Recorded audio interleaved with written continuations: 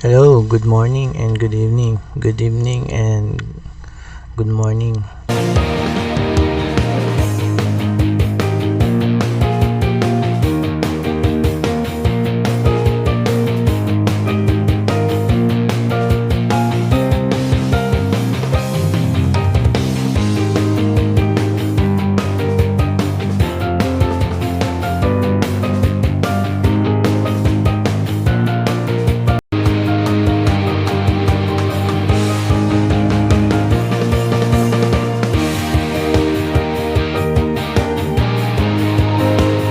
Ito po si Rijal. Kamusta po kayo dyan, mga kababayan ko? Sa dami po natin problema ngayon sa ating gobyerno, ating bansa. Parang wala pa rin po tayong pagbabago sa sistema ng ating gobyerno. Ang mga Pilipino ngayon po ay parang wala, ang sa tingin ko lang po, ang mga Pilipino ngayon parang wala na pakialam sa ating bansa, sa nangyayari sa ating gobyerno. Siguro po, hindi ko rin masisisi, siguro po immune na. Pero may magagawa naman po tayo kung tayo ay nagsama-sama magprotesta. Hindi ko naman po kayo in-encourage magprotesta dahil po nasa inyo po yun. May kanya-kanya tayong buhay pa. May kanya-kanya tayong opinion. May kanya-kanya tayong isip. Hindi ko po kayo masisisi. Pero naobserbahan ko po ngayon parang wala na pong ang mga Pilipino po ngayon ay hindi nagkakaisa para labanan ang korupsyon sa ating bansa. Sa nakikita ko po, ang Pilipino po ay immune na sa problema. Pero mararamdaman nyo po yan sa bandang huli po. Pag dumating na po tayo sa oras ng kagipitan, doon nyo mararamdaman ang walang kwentang pamamalakad ng gobyerno. For example po, pag nagkasakit tayo, tapos wala namang magandang serbisyo ang PhilHealth, doon nyo pa lang po mararamdaman ang mga hinain nyo sa mga ganong paraan, or mga benepisyo na dapat na makukuha nyo sa gobyerno. Doon pa lang kayo makapag-isip po. Grabe po sa ating pamahalaan. Hindi na natin alam kung sino ang ating paniniwalaan, kasi pwede silang gumawa ng sarili nilang kalaban para makontrol pa rin nila yung kanilang plano sa gobyerno. Alam niyo po, yung mga yan ay bayad na talaga yung mga yan, maniwala kayo. Bayad na yung mga yan lahat.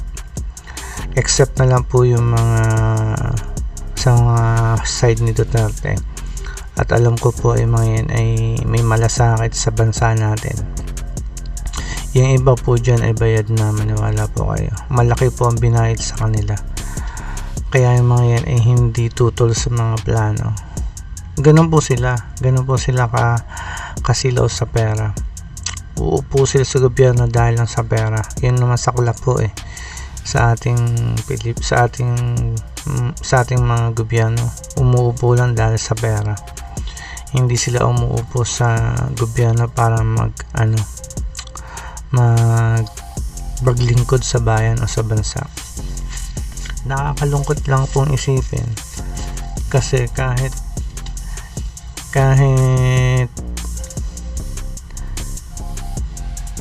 ano man gawin ng iba nating kababayan, wala, parang pikit mata lang, tapos nagbibingi-bingihan or nagbubulag-bulagan kasi nga ng pera nabigyan. Kaya ang hirap po sa ating mga kababayan, wala pong pagkakaisa. Kailan pa po ba tayo magsisimula? Kailan pa tayo maninindigan sa ating mga pinaglalaban? Maaari po yung iba busy kasi yung mga iba may trabaho, may kanya-kanya tayong priority, pero isipin nyo na lang po yung nangyayari sa ating gobyerno. Papayag po ba tayo na gatasan yung ating sa bansa, ating pera sa sariling bansa, ginagatasan po ng mga politiko? Papayag po ba tayo nun? Hanggang doon na lang po ba tayo? Papayag po ba tayo na magbulag-bulagan at magbingi-bingihan at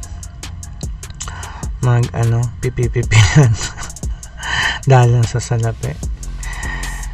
Oo nga, pero tayo mga simple lang mamamayan, pero pag tayo nagsama-sama, malakas po tayo. Pero kailan po natin sisimulan? Kailan po? Ang gobyerno po natin lang ang nagpapahirap sa atin sa bandang huli. Kung ito po ipababayaan natin, tayo po talaga maapektuhan dito, maniwala po kayo. For example, ganito na lang po. Halimbawa, nagkabagyo nga po uli na malakas. Sa tingin niyo po ba magbibigay yan ng mga ayuda na naman na sapat? Hindi po, kasi po nakurakotan ng mga yan. pag nagkasunog sa ating dito sa Manila or sa lugar ng ating bansa, sa tingin niyo po ba magbibigay sila ng mga tulong o ayuda pabahay? Hindi po. Minsan pa nga sinusunod na lang talaga nila para ma-relocate lang yung mga illegal settler. Sorry po sa term. Ganun po talaga, para matayo na ng mga kondo ng mga gobyerno at kumita na naman. Ganun po ang kalakaran dyan. Sa tingin nyo po, matutulungan ba tayo ng gobyerno in the future? Naubos na yung ating mga budget, mga pera ng bayan. Hindi po tayo niyan matutulungan, maniwala kayo. Dahil po nabulsaw na po nila lahat. May oras pa po tayo na kumilos para mabago itong ating sistema sa pamahalaan. May oras pa po tayo kung tayo nagsama-sama. Pero ang tanong po, kailan po? Pag huli na po abaan lahat. Hanggang dito lang po. Ito po si Rigel. Mabuhay po kayong lahat. Ingat po kayo. God bless.